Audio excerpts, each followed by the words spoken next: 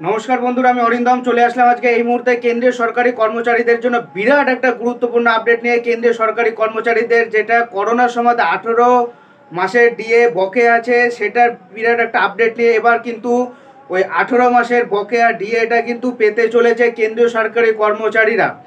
এটা নিয়ে কিন্তু বিরাট একটা আপডেট উঠে আসছে এবং কবে কি এবং আরও ডিটেলস সম্বন্ধে যদি আপনারা জানতে চান তো ভিডিওটা প্রথম থেকে লাস্ট পর্যন্ত আপনাদের কিন্তু দেখতেই হবে।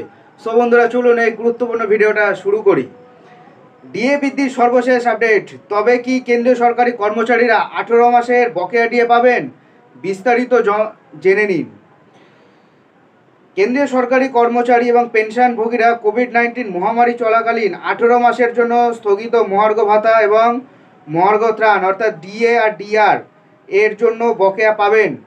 প্রধানমন্ত্রী নরেন্দ্র মোদীকে সম্বোধন করা একটা চিঠিতে শিব গোপাল মিশ্র, সেক্রেটারি, ন্যাশনাল কাউন্সিল, কেন্দ্রীয় সরকারের কর্মচারীদের জন্য জয়েন্ট কনসালটেটিভ মেশিনারি, কেন্দ্রীয় সরকারকে 18 মাসের আগে স্থগিত ডিএ বকেয়া মুক্তি দেওয়ার জন্য অনুরোধ করেছেন। কোভিড-19 মহামারীর পরিপ্রেক্ষিতে কেন্দ্রীয় সরকার 2020 সালের জানুয়ারি থেকে 2021 সালের জুন মাস পর্যন্ত 18 মাসের জন্য ডিএ এবং ডিআর প্রদান করা বন্ধ করে দেয়। এর আগে ভারতীয় প্রতীক্ষা মজদুর সংঘের সাধারণ সম্পাদক মুকেশ সিং কেন্দ্রীয় সরকারকে 18 মাসের বকেয়া দেওয়ার জন্য অনুরোধ করেছিলেন। অর্থমন্ত্রী নির্মলা সীতারামনকে সম্বোধন করা একটা চিঠিতে সিং বলেছেন যে আমি কোভিড-19 মহামারীর দ্বারা সৃষ্ট চ্যালেঞ্জগুলি এবং এর ফলে অর্থনৈতিক সমস্যার কারণে মহার্ঘ ভাতা ডিএ এবং মহার্ঘ ত্রাণ অর্থাৎ ডিআর এর 3টে কিস্তিতে স্থগিত করার কারণ পুরোপুরি বুঝতে পারি। তবে যেহেতু আমাদের জাতি মহামারীর প্রভাব থেকে ধীরে ধীরে বেরিয়ে এসেছে, তাই বকেয়া দিয়ে দেওয়া উচিত। প্রধানমন্ত্রীকে লেখা একটা চিঠিতে মিশ্র বলেছেন, জাতীয়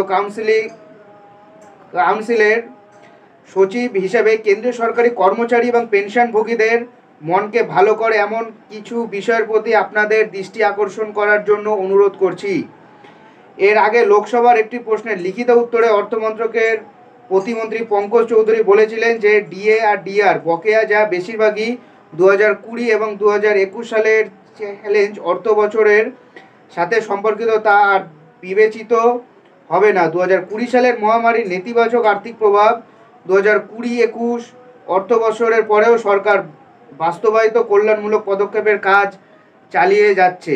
অর্থাৎ এখনো পর্যন্ত কিন্তু সরকার থেকে কোনো আপডেট আসেনি কবে দেবে বা না দেবে, কিন্তু এটা যাতে পাওয়া যায় তার চেষ্টা করা হচ্ছে। বিভিন্ন সংগঠন থেকে প্রধানমন্ত্রীকে চিঠি করা হচ্ছে, নির্মলা সীতারামকে চিঠি করা হচ্ছে। সো বন্ধুরা, এটাই হলো আজকেকার আপডেট। সো এরকম আপডেট পাওয়ার জন্য অবশ্যই আমাদের চ্যানেল নিউজ আর অরিন্দমকে সাবস্ক্রাইব করে আমাদের পাশে থাকুন। দেখা হচ্ছে পরের ভিডিওতে। ভালো থাকবেন সবাই। নমস্কার, জয়।